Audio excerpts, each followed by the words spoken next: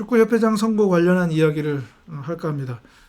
이 사진과 관련한 오늘 여론조사 결과가 하나가 공표가 됐는데, 차기 축구협회장 선거와 관련한 후보들에 대한 후보 적합도 조사, 여론조사 결과입니다.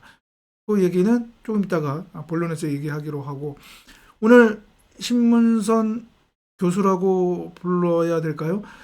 전 성남FC 대표이사도 역임하셨고, 그 다음 또 축구 해설위원으로도 아주 왕성하게 활동하셨던 신문선 교수가 공식적으로 차기 축구협회장 선거 출마를 밝혔습니다.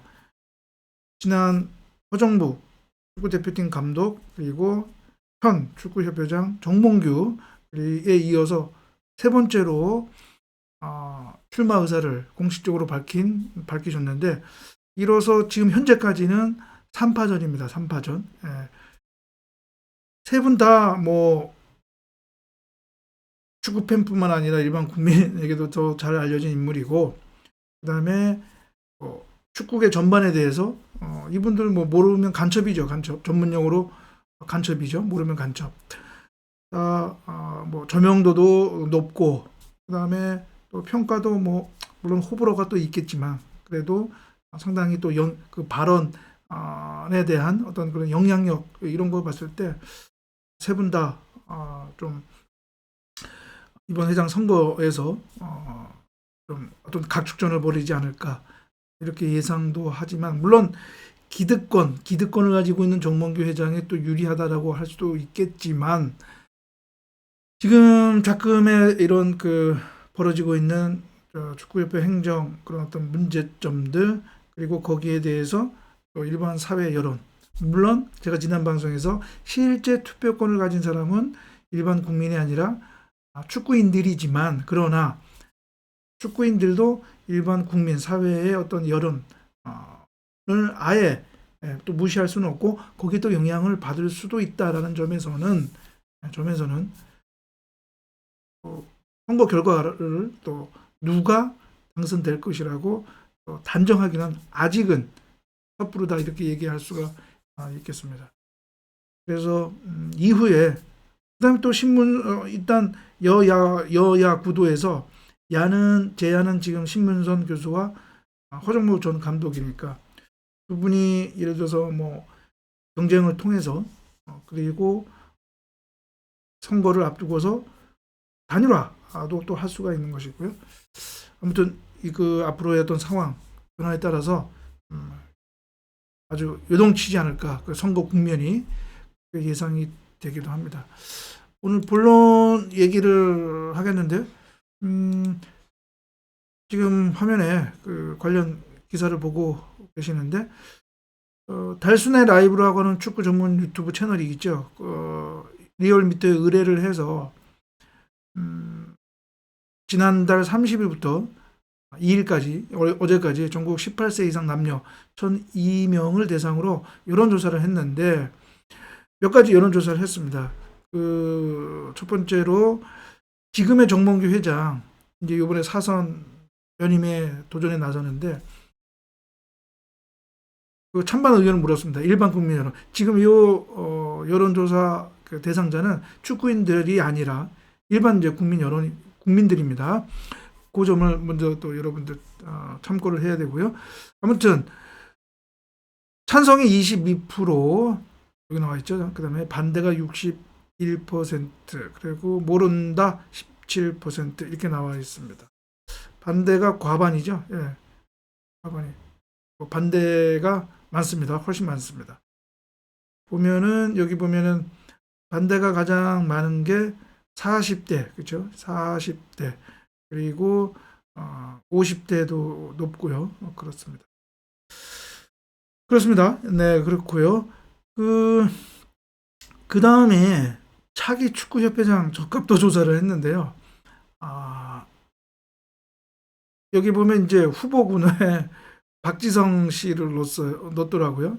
박지성 씨는 뭐 간접적으로 불출마 의사를 밝힌 거로 저는 이해를 하고 있는데, 여기는 후보를 넣었더라고요. 그런데 그다음에 또 박주호 씨도 또 후보를 넣었더라고요. 박주호 씨도 출마를 할 의사가 있는지는 모르겠지만, 아무튼 그런데 지금 그 세 분, 아까 제가 서두에 얘기했던 허정무, 정몽주, 신문선 씨를 포함해서 이 5명을 상대로 해서 또 다른 분도 있는데 아마 그렇게 의미 있는 숫자는 나오지 않았나 봅니다. 아무튼 여기 보면 박지성 씨가 35.9%예요. 그다음에 허정무 씨가 19.5%, 그다음에 박주호 씨, 정몽규 씨, 신문선 씨 이렇게 나왔습니다. 그러니까 박지성 씨가 40% 가까이 이렇게 적합도에서 선택을 응답을 받았는데 일단은 본인이 출마 의사를 밝히지 않은 상황에서 이 여론이 어떤 의미를 갖고 있을까 좀 논란이 될 수도 있겠습니다. 박지성 씨는.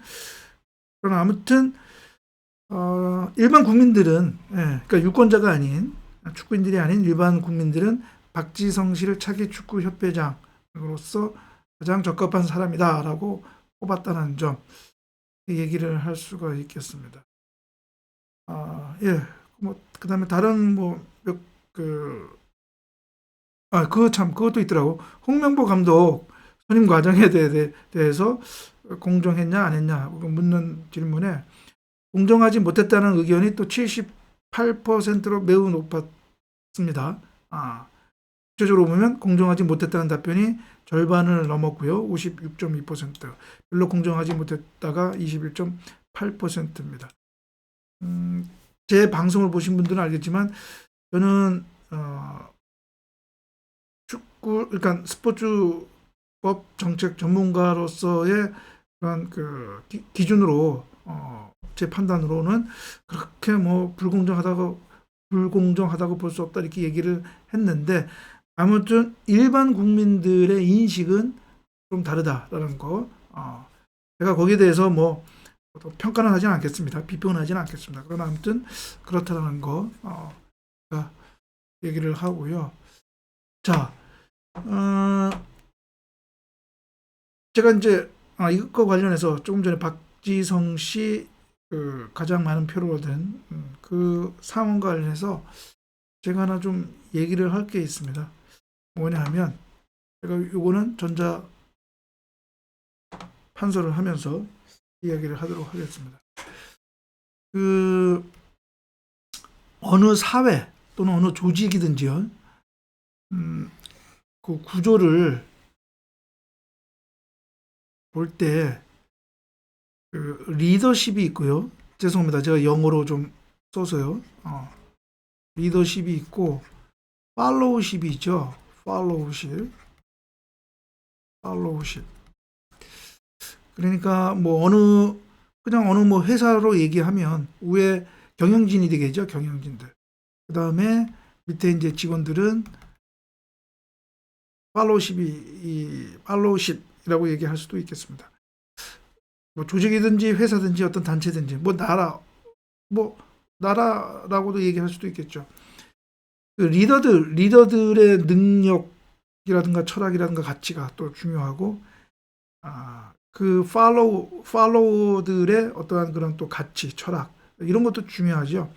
그래서 그 리더십도 아주 좋고 그다음에 팔로우십도 좋다고 하면 이 조직은 발전 가능성이 있다. 그렇죠? 그렇게 볼 수가 있겠죠. 그런데 리더십이 나쁘다. 근데 또 팔로우십도 안 좋다라고 하면 그 조직의 발전 가능성은 없겠죠. 리더십은 좋은데 팔로우십은 나쁘다. 이것도 좀 문제가 있겠고요. 리더십은 안 좋은데 팔로우십은 좋다. 이것도 조금 좀 불안하다 얘기할 수가 있겠습니다. 아무튼 중요한 것은 이 팔로우십과 이 리더십 이 관계에 대해서 긴장 관계도 있을 수도 있고요. 아니면 어떤 상호 협력 관계도 있을 수가 있겠습니다. 근데 아무튼 중요한 것은 이 팔로우십이 긍정적이고 건설적이고 발전적이고 한다면 이 리더십의 어떤 흠결도 어느 정도는 또 보충할 수가 있겠죠. 그렇습니다. 그러지 못한 경우에 팔로우십이 긍정적이지 못한 경우에 일어나는 문제점은 뭐냐 하면 결국은 이 리더십에 대한 리더십을 잘못 설정할 수가 있다라고 하는 것이죠. 정치를 제가 얘기를 드리겠습니다. 국회의원을 선택을 하고 그다음에 뭐 대통령도 포함입니다. 그다음에 뭐 시도지사니 아무튼 이런 선출직 고위직 이런 공무원들 우리가 선출할 때 누구를 선택하느냐가 중요하죠.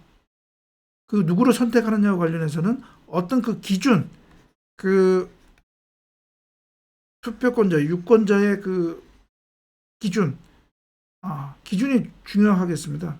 그런데 요즘에 우리 사회의 문제점 중에 하나가 뭐냐면 우리가 이미지라고 하죠. 이미지.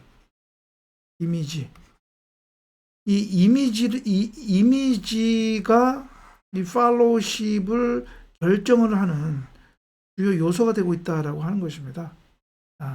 그러니까 어떠한 이 리더로서의 어떠한 가치, 철학이라든가 능력이라든가 뭐 도덕, 윤리 의식이라든가 그런 거를 보지 않고 우리 사람, 우리 진영 사람, 또 우리 이념 쪽에 있는 사람 이런 그로 보다 보니까 그럼 우리가 통칭해서 그냥 뭐 이미지라고 얘기할 수도 있겠습니다. 그러니까 상당히 부적합한 인물이 이 리더십에 들어갈 수가 있다는 얘기죠. 그 부작용이 뭔지는 제가 굳이 얘기하지는 않겠습니다. 이런 것이 꼭 정치뿐만 아니라 이러한 스포츠 조직, 단체, 거버넌스에서도 이러한 논리가 적용이 될 수가 있습니다. 무슨 얘기냐? 이제 선거를 뽑잖아요. 예를 들어 축구협회장도 그렇고 대한체육회장도 그렇고 선거를 뽑는데 그러면 팔로우라고 할 수 있는 체육인들, 축구인들이 그 리더라고 하는 회장을 뽑을 때는 어떤 가치 기준에 의해서 뽑느냐가 중요하지 여기죠. 예. 이 회장이 어떤 가치와 능력을 갖고 있는지 이것도 중요한데 이 회장을 뽑는 뭐 축구인들, 뭐 축구협회를 예를 들면 축구인들 유권자들이 어떤 판단 기준을 가지고 하는지 그게 중요하단 말이죠. 단지 어떤 이미지라든가 그런 외형이라든가 이런 것만 보면 최고의 리더십을 가진 사람이 아닌 다른 사람을 회장으로 뽑을 가능성이 있는 거죠. 그렇습니다. 그런데 박지성 씨가 아까 제가 기사에 나온 것처럼 가장 많은 표를 얻었는데 박지성 씨가 과연 축구 행정 측면에서 검증된 적은 없죠. 검증된 적은 없습니다. 그리고 이 박지성 씨가 과연 어떤 축협의 행정에 대한 가치관, 그다음에 철학을 갖는지 정확히 알려진 바는 없습니다. 그런데 가장 표를 많이 받았단 말이죠. 이것은 혹시 박지성 씨가 가지고 있는 이미지가 영향을 미치지 않았나. 즉 일반 국민들에게 있어서 이 이미지가 박지성 씨를 차기 축구협회장 적합도 1위를 선정하게 한 요인이 아니었느냐 그런 생각이 되죠. 그런데 이 이미지라고 하는 것이 리더십을 형성하는 데 있어서는 리스크가 있다라고 하는 것. 아까 제가 정치 분야에 있어서 그런 걸 말씀드렸잖아요. 그렇습니다. 특히 일반 국민이 이럴지언데 실제 투표권을 가진 축구인들이 이러한 판단 기준을 가지고 있다면 이미지. 그래서 이 국민들이 박지성 씨를 1위 후보로 한 거에 대해서 저는 조금 부정적으로 봅니다. 그런데 문제는 이제 이 축구인들이 투표권을 가지고 있는 축구인들이 선거인들이 과연 회장 선출에 대한 투표에 대한 기준을 어떤 것을 갖고 있느냐. 이런 외형적인 이미지를 갖고 있느냐 아니면 실질적인 회장으로서의 어떤 필요한 능력이라든가 가치 철학, 축구 철학 이런 것을 보느냐. 이것이 다음 차기 축구협회장의 리더십을 올바른 리더십을 형성하느냐 아니면 잘못된 리더십을 형성하느냐 거기에 이제 영향을 미칠 수 있다라고 하는 것입니다. 예, 예, 그렇습니다. 그래서 제가 이번 방송에서는 이 사진에 나와 있는 것처럼 박지성 씨를 그냥 우리 한국 축구를 대표했던 사람으로서 이미지, 선호도 그거는 상관은 없는데 축구협회장으로서 과연 적합하냐라는 것은 별개의 문제인데 이 여론조사 결과는 그러한 선호도가 적합도에 영향을 미친 것 아니냐라고 하는 것 그리고 그러한 이미지가 실제 축구인들이 회장 투표 선거를 하는 데 있어서도 영향을 미친다면 그것은 경계해야 할 필요가 있다는 거. 제가 그걸 강조하기 위해서 오늘 이 방송을 했습니다. 예, 그러면 오늘 방송 이것으로 마치고 다음 방송에서 뵙도록 하겠습니다. 감사합니다.